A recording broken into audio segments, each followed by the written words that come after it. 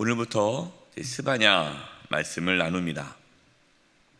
스바냐 선지자는 유다 요시야 왕 때 활동했던 남유다 선지자죠. 요시야 왕은 8살에 왕위에 오릅니다. 요시야 왕은 31년 왕위에 앉아서 유다를 통치하는데요. 요시야 왕이 종교 개혁을 일으킵니다. 아주 훌륭한 왕이에요. 많은 신학자들은 이 요시야 왕이 8살에 왕위에 올라서 아무것도 모르지만 그가 그렇게 종교 개혁을 일으킬 수 있었던 가장 큰 힘이 되고 뒤에서 이렇게 지도했던 자가 스바냐 선지자다라고 생각을 합니다. 요시야 왕 앞에 먼저 할아버지 왕이 있었어요. 므낫세입니다. 므낫세가 약 55년을 통치했습니다. 이 남유다 왕 중에 가장 오래 통치한 왕인데 가장 악한 왕이죠. 유다 왕, 역대 왕 중에서 가장 악한 왕을 뽑아라 그러면은 므낫세 왕입니다. 성경에 나와 있진 않지만 전승에 의하면 이사야 선지자가 므낫세 왕에 의해서 죽임을 당하죠. 이사야를 톱으로 켜서 죽였다라는 전승이 있습니다.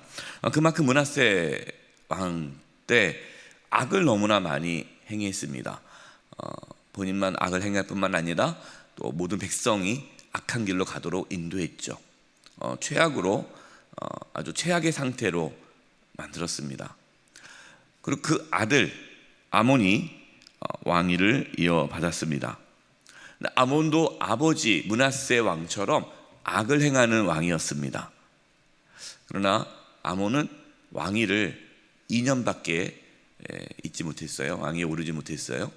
2년 통치했습니다. 그 이유는 신하들이 반역을 일으켜서 이 아몬 왕을 죽이고 2년 만에 그 아들 요시야를 8살짜리 요시야를 왕으로 세운 것입니다.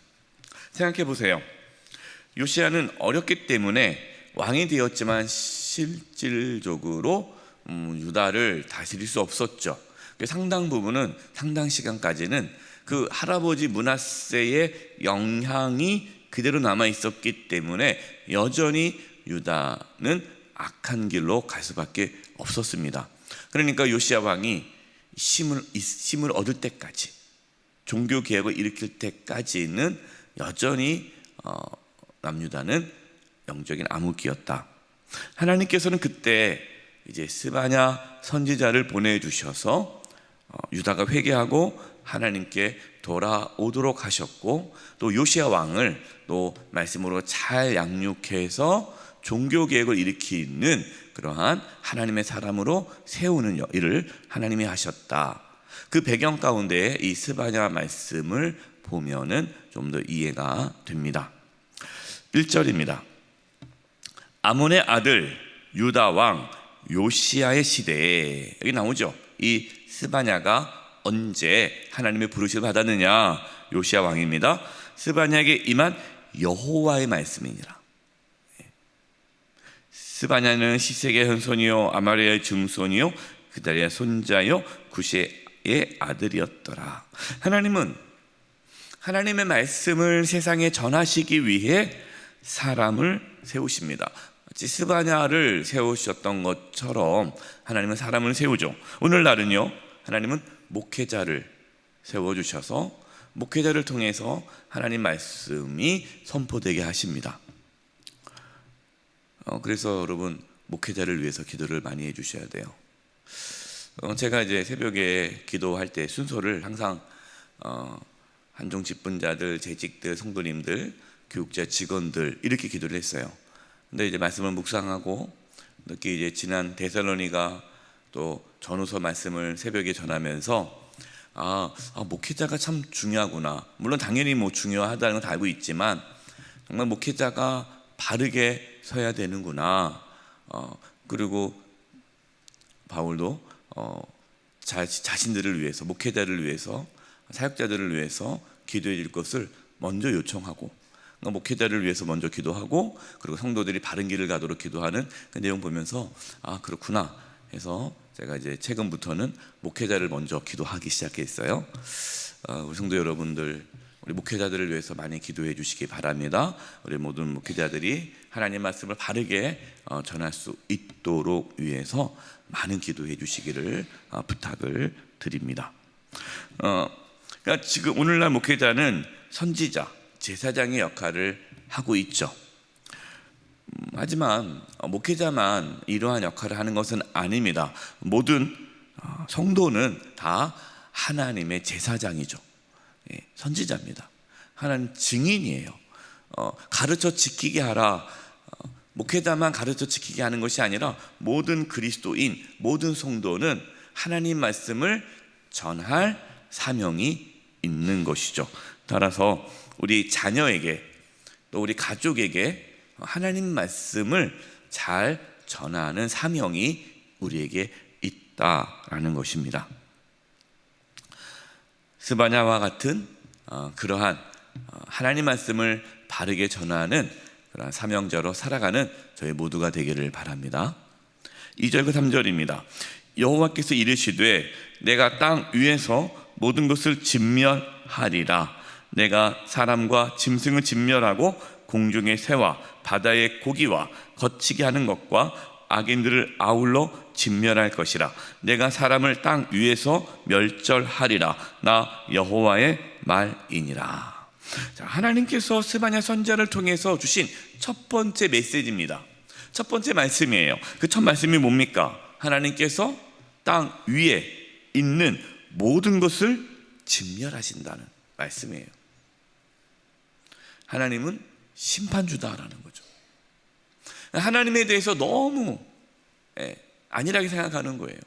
물론 지금 이 므낫세 때, 므낫세 왕 때, 그리고 그 아버지 암몬 때 하나님을 섬기지 않았느냐? 아니에요. 하나님을 섬겼습니다. 하나님께 제사도 지냈어요. 그런데 하나님을 두려워하지 않았죠. 하나님을 우습게 여긴 거예요. 하나님을 여러 신 중에 하나로 여긴 거죠. 하나님도 섬기고 우상도 섬기고 하나님께 제사 지내고 하나님 말씀에 순종하지 않고 자기 마음대로 살아가면서 하나님께서 지켜줄 거야 라는 거짓된 믿음으로 살았던 시대에 하나님께서 아니다, 나는 심판주다, 나는 온 땅의 모든 것을 진멸한다 하는 말씀을 주신 겁니다. 여기서는 하나님은 이스라엘만의 하나님이 아니라는 거죠. 이스라엘만 심판하는 것이 아니라 온 땅의 모든 것을 진멸하신다. 하나님은 온 나라의 하나님이시다. 따라서 하나님의 심판은 온 땅 위에 나타납니다. 하나님의 심판은 반드시 있습니다. 그래서 우리는 하나님의 심판을 두려워해야 돼요. 내가 하나님 말씀대로 순종하지 않고 하나님께서 싫어하시고 하나님께서 정말 경멸하는 그러한 거짓과 시기와 질투와 그러한 악함이 우리 가운데 있다면 우리는 회개해야 합니다. 4절에서 6절 말씀이에요. 내가 유다와 예루살렘의 모든 주민들 위에 손을 펴서, 하나님 손을 편다는 게 뭡니까? 이제 하나님께서 심판하신다는 거죠. 남아있는 바알을 그곳에서 멸절하며 그마림이란 이름과 및 그 제사장들을 아울러 멸절하며 또 지붕에서 하늘의 뭇별에게 경배하는 자들과 별을 숭배하는 거예요. 또 그것을 경배하며 하나님께 맹세하면서 말감이죠. 말감 우상, 이것도 신입니다. 말감을 가리켜 맹세하는 자들, 그러니까 하나님께 맹세하면서도 다른 우상에게 또 맹세하는 그 자들과 6절 여호와를 배반하고 따르지 아니하는 자들과 하나님을 여호와를 찾지도 아니하며 구하지도 아니하는 자들을 멸절하리라. 하나님은 스바냐 선지자에게 구체적으로 유다가 무엇을 범죄하였는지를 말씀하시는 거죠. 유다는 하나님을 섬긴다고 하면서도 우상 숭배를 하였습니다. 하나님을 찾지도 않고 따르지도 않았습니다. 자신들의 욕망을 채우기 위해 우상 숭배를 했죠. 제가 여러 번 말씀을 드렸습니다. 왜 사람들은 우상 숭배를 할까요? 우상 숭배를 하는 이유는 욕망 때문이죠. 욕망. 자신을 위하여 우상 숭배하는 거예요. 신앙생활도 우상 숭배처럼 할 수 있습니다. 하나님을 우상처럼 섬길 수 있습니다. 그게 뭡니까? 자기의 욕망을 채우기 위해 하나님을 이용한다면 그 사람은 하나님을 우상 숭배하듯이 하는 거예요. 그것은 거짓된 신앙입니다. 지금 이스라엘, 남유다, 이 하나님이 선택한 이 백성이 그러한 악을 행한 것이죠. 하나님은 우리 안에 숨겨져 있는 우상들을 멸절하십니다. 근데 우리 안에 우상이 있는지 없는지 잘 몰라요. 언제 쉽게 이거를 우상을 발견하느냐? 우리가 고난과 환난 가운데 있을 때 은밀하게 숨겨져 있던 우상들이 잘 드러납니다. 그래서 우리가 고난과 환난 가운데 그냥 단지 이 고난과 환난이 빨리 사라지기를 기도하지 마시고 이 고난과 환난을 통해서 내 안에 숨겨져 있는 은밀한 우상을 발견케 기도하여야 합니다.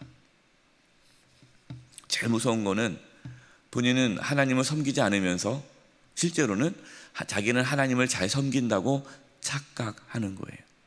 그게 유다 백성들의 모습이었고 예수님 시대의 종교 지도자들의 모습이었죠.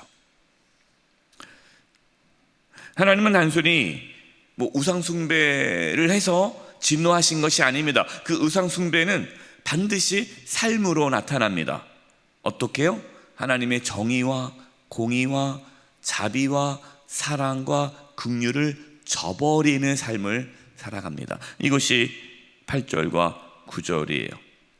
여호와의 희생의 날에 내가 방백들과 왕자들과 이방인의 옷을 입은 자들을 벌할 것이며 그날의 문턱을 뛰어넘어서 포악과 거짓을 자기 주인의 집에 채운 자들을 내가 벌하리라.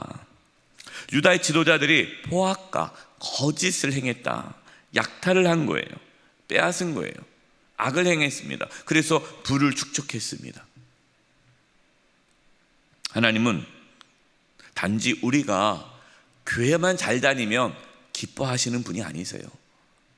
하나님은 우리의 삶을 보십니다. 우리가 정말 자비롭고 긍휼을 베풀고 하나님의 정의와 공의를 이루며 살아가느냐, 아니면 거짓과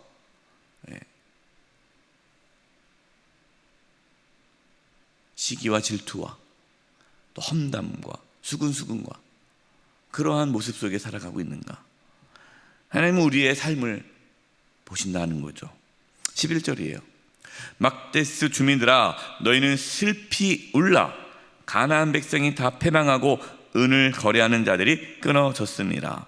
여러분 갖고 있는 성경책 11절 보면 여기서 가나안 백성하고 가나안 앞에 숫자가 있죠. 각주가 달렸죠. 밑에 뭐라고 써 있습니까? 장사하는 이라고 써 있죠. 이게 뭐냐면요,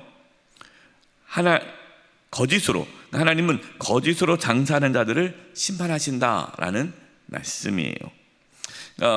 지도자뿐만 아니라 그 당시에 장사하는 사람들, 모든 백성들이 하나님의 정의와 공의를 저버리고 속임수로 살아가는 모습에 대해서 하나님은 분명하게 말씀하고 있는 것입니다.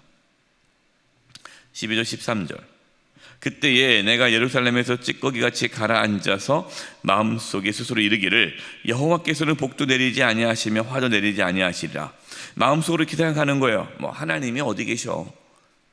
하나님은 아무것도 아니야 하는 자들을 등불로 두루 찾아 벌하리니 그들의 재물이 누락되며 그들의 집이 황폐할 것이라. 그들이 집을 건축하나 거기에 살지 못하며 포도원을 가꾸나 그 포도주를 마시지 못하리라. 하나님은 우리의 마음속을 다 아십니다. 우리가 하나님을 무시하고 인정하지 않으면 하나님은 그대로 하나님도 그를 인정하지 않죠. 하나님 우리의 속마음을 아십니다. 두렵고 떨림 가운데 하나님을 섬기는 저와 여러분 되시기를 주님의 이름으로 축원드립니다. 기도하겠습니다. 하나님 아버지,